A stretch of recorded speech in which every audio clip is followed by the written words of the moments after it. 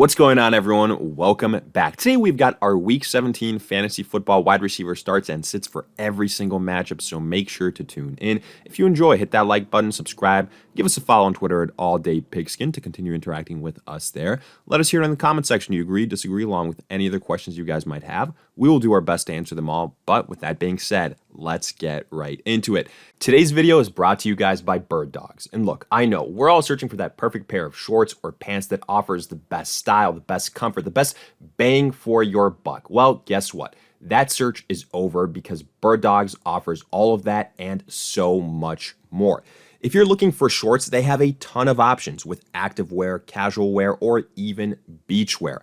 On top of that, their pants have a selection of khakis, joggers, and sweatpants. So what are you waiting for? Regardless of the occasion of the season, get yourself the most stylish, the most comfortable pair of pants with a built-in liner from Birddogs.com. And if you use promo code ADP today, you'll get a free rope hat with your purchase. Again, that's birddogs.com, code ADP, and you'll get a free rope hat with your purchase. Make sure to check out birddogs.com, link in the description, and we kick off championship week 17 on Thursday with the Cowboys at the Titans. And as far as wide receivers are concerned, I really think there's only one name here that we're looking at, and it's the obvious one. It's CeeDee Lamb, coming off a huge game this last week. I still think he's going to be the number one option for the Cowboys, but I am worried that the game script here potentially won't favor a huge CeeDee Lamb performance. I have him more so as a mid to high-end wide receiver too, because I could definitely see with Malik Willis at the quarterback position for the Titans that they fall behind quick, and then the Cowboys just coast with the rushing attack, which is going to limit the volume and the yardage upside for all of these wide receivers. But I will give Lamb the benefit of the doubt. He is, a great wide receiver. So for that reason, I would still start him. But as far as everyone else, for the Titans, I'm sitting all their wide receivers. I've said it before, I'll say it again. Malik Willis right now just isn't a fantasy-friendly quarterback for his pass catchers.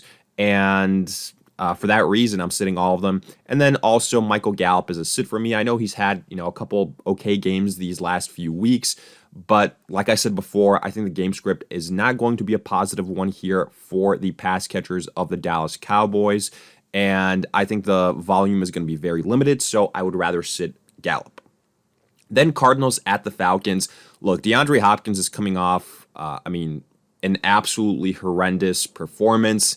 But what gets lost in that is he still had 10 targets. Sure, only one catch, but he did have 10 targets. So it's not like all of a sudden all those targets and the volume disappeared. So I would still take a chance on DeAndre Hopkins this week. The Falcons defense doesn't scare me. I think he can be a solid mid-level wide receiver too. Now, I said it as soon as Kyler Murray got hurt that this entire offense took a step back, and I still stand by that, but I do think that Hopkins is going to see the volume, and I would still take a chance on him. He's still the number one wide receiver for this Cardinals team, regardless of who the quarterback is.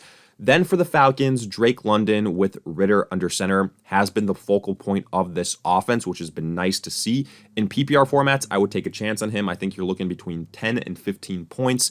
So to me, that's a low-end wide receiver too, potentially higher upside depending on the yardage and touchdown totals. Then for the Cardinals, Marquise Brown and Greg Dortch, even though Dortch is coming off a monster game, I don't think that's going to be duplicated. I don't think you're going to see him with 11 targets again and catching 10 of those 11 targets. That's pretty insane. I think that Marquise Brown's going to be a little bit more involved, but again, after DeAndre Hopkins and without Kyler Murray, it's very tough to trust this Cardinals offense and these wide receivers to any extent, especially in the fantasy football championships. So I'm sitting both Brown and Dortch. Moving on, Dolphins at the Patriots. So for Miami, the big news is that Tua probably not going to be playing this week, so it's going to be Teddy Bridgewater. Now, you're still going to start Tyreek Hill and Jalen Waddle, but their ceilings, respectively, are a little bit lower. However, even with that said, I'm starting both of them. I think they're high-end wide receiver twos for the Patriots. Jacoby Myers in PPR formats, he has been, nothing too sexy, but a solid contributor, getting you pretty consistently around 10 points, if not more. So I would start him here. Then I'm sitting Kendrick Bourne. I wouldn't go chasing the points. We've seen that with other Patriots wide receivers not named Jacoby Myers. One week they have a big week, and the next maybe you take a flyer on them and they just completely disappear. It's a lightning in a bottle type of situation for these wide receivers not named Jacoby Myers for the Patriots, so I'm sitting Bourne. Moving on, Saints at the Eagles. For the Saints, if Chris Olave plays, you start him. He's the top option here for New Orleans, and I think that they're going to have to air out the ball a bunch versus the Eagles. To me, he would be a mid-level wide receiver too in PPR formats. And if he doesn't play, I wouldn't force any other Saints wide receivers in your lineups. To me, just not worth it. For Philly, probably going to be Minshew under center again. I would guess that Jalen Hurts is probably going to be, protected for his health until the Eagles get to the playoffs. Makes sense. They don't really have all too much to play for at this point in time. So to me, A.J. Brown, Devonta Smith, similar situation to maybe Tua and Teddy Bridgewater. Their ceilings are a little bit lower, but Minshew not afraid to sling it like we saw last week. I have both these guys as high-end wide receiver twos. Again, they could potentially be hurt here due to the game script because the Saints not a high-scoring offense, so maybe the Eagles won't have to air it out as much, but we will see. Then Colts at the Giants. I hate this game for fantasy wide receivers. For the Colts, it's expected to be Nick Foles under center again. I mean, I know obviously the name that we're all thinking, Michael Pittman here, but he had some garbage time points last week versus the Chargers. I don't think it's going to be all too different here. I just can't trust this Colts offense without Matt Ryan, as crazy as that sounds, as bad as he's been, but he's by far and away the best quarterback option that they have. However, right now, he is not the starter, so I'm sitting all the Colts wide receivers. For the Giants, same deal, but mostly because the Colts are absolutely horrendous, and I think the Giants can just get away with using Saquon Barkley and then relying on Daniel Jones's legs and then him distributing the ball, but in terms of volume, not to a high degree, so I don't really like the Giants wide receivers this week. Then Panthers at the Bucs. For the Panthers, I'll start DJ Moore. I think this is going to be a game where it's going to be flipped on its head compared to the last time these two teams played, where the Panthers just ran. I think they're going to have to pass the football more, so I'll start DJ Moore. His upside has kind of returned with Sam Darnold under center. I see him as a low to mid-level wide receiver too. Then for the Bucs, Chris Godwin has been their number one wide receiver, at least their most reliable wide receiver. Mike Evans, even though he's been getting the targets, he hasn't produced these last few weeks. Definitely a bit concerning, but I think you still have to start him just because he's getting the volume. We know what he can do, but maybe instead you just view him as kind of a boom or bust low-end wide receiver too, and you realize that you take the good with the bad. Then afterwards, Russell Gage, Julio Jones, they are sits for me. They might have a good game here or there, but I think that for the Bucs, they're gonna come out here with a lead, ride Godwin, ride Evans, and then just kind of turn it over to the rushers. So no thanks to Gage or Jones.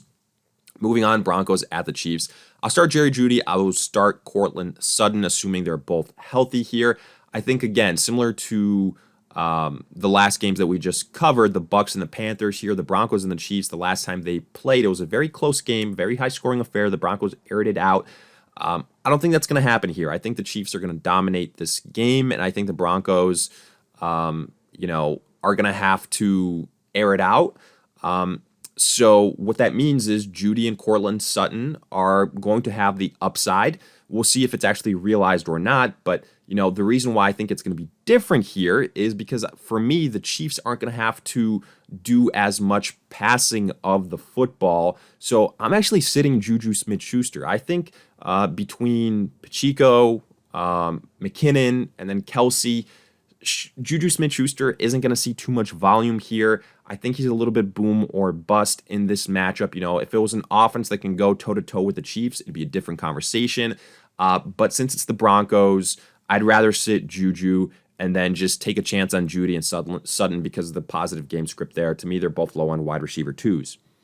Afterwards, Bears at the Lions. I'm only looking at the Lions wide receivers, Amon-Ra and DJ Shark. Both have been pretty good this last month, so you continue to ride them, especially versus this Bears defense. I think that Amon-Ra, low-end wide receiver 1, DJ Shark, low to mid-level wide receiver 2, and then for the Bears, all their wide receivers are pretty much injured. It's going to be Justin Fields. It's going to be Montgomery, a little bit of Cole Kmet, but none of those wide receivers can be trusted. I'm sitting all the Bears wide receivers.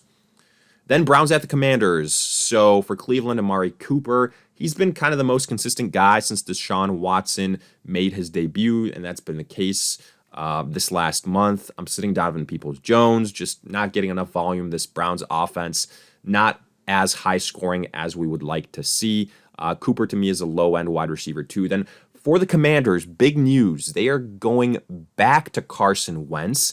So what does that mean? Well, I do think that is a hit for, first and foremost, Terry McLaurin, because Heineke was force-feeding McLaurin the ball, and it was great for fantasy football purposes. But with Carson Wentz, we saw what that was like at the beginning of the year, a lot of inconsistencies, and it has me worried here as well. I'll still take a chance on him because I think he is the most talented wide receiver on this offense, but outside of him, I'm going to be hard-pressed to, even though Dotson and Samuel have some decent upside, I'm going to be hard-pressed to trust Wentz to distribute the football to 3 different wide receivers, so I'm only starting Terry and sitting Dotson and Samuel. Afterwards, Jags at the Texans. I'll start Christian Kirk only for the Jaguars. Now, I know Zay Jones has been on a heater other than last week. However, I think this is going to be a case where you're facing the Texans, you're going to focus on running the football versus them, and then also with Evan Ingram getting more involved in the offensive game plan for the Jaguars as of late. That's been less targets for these other wide receivers. And again, just because of the game script, I think Zay Jones, Marvin Jones are both probably smarter sits. For the Texans, Brendan Cooks returned from his injury, and, he saw his regular volume, so I'll take a chance on him. I think both these wide receivers here, though, are kind of boomer bust, low-end wide receiver 2s, high-end wide receiver 3s for what it's worth. Then 49ers at the Raiders. I'm only interested in Devontae Adams here, honestly. I know, again, he's another big-name wide receiver coming off a very poor game. I think that is not going to be the case here. I think he's going to be force-fed the football versus the 49ers. They're a very stout run defense, so it's going to have to come through the air. I like Adams to bounce back as a top 5 wide receiver. For the 49ers, I do like Brendan Ayuk, but this Raiders defense is horrible. I think it's going to be a lot of Christian McCaffrey. I think it's going to be George Kittle. I think it's going to be the 49ers defense. I'm a little bit worried that there's not going to be enough left for Brendan Ayuk, so I would rather sit him. And then for the Raiders, I'm sitting Renfro. I'm sitting Mac Hollins. I just don't think they're viable. Tough to trust right now Derek Carr the way he's playing. So Renfro, Mac Hollins, really all the other pass catchers, rather sit them here. Then Jets at the Seahawks. Praise Mike White. He is making his return back from injury, which means Garrett Wilson is once again fantasy viable. I have him as a high-end wide receiver too. So you start him, that's a no-brainer. But I will afterwards sit Elijah Moore and Corey Davis. With Mike White, it was Garrett Wilson pretty much. The other guys were afterthoughts. I think that'll continue to be the case. For Seattle, DK Metcalf, you start him, especially if Tyler Lockett doesn't play, who you see his name as a start here, but the asterisks, again, because of his hand injury. So we don't know if he's going to play or not, kind of TBD status up in the air. You got to track it, but if he's ready to go, I'd take a chance on him. He's been very consistent all season long. So it's going to be tough for me to sit him. His upside probably a little bit lower, just again, because of that finger injury. So keep that in mind, but if he doesn't play, I wouldn't force any other wide receivers into that starting slot. Then Vikings at the Packers, Justin Jefferson, Adam Thielen. I will start them. Jefferson has been an absolute fire this season and this last month. Thielen, very poor game this last week, but that's because it was the Hawkinson show at the tight end position for the Minnesota Vikings.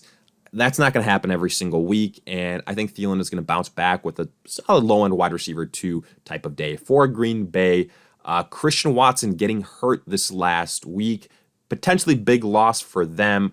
If I had to guess, I would say that he sits, that he's unavailable. If for some reason he does play, then I would start both him and Allen Lazard. I think Romeo Doubs is a third option afterwards. But look, the loss of Watson opened things up a bunch again for Allen Lazard. And if there's no Watson, I think Lazard is a very solid high-end wide receiver too.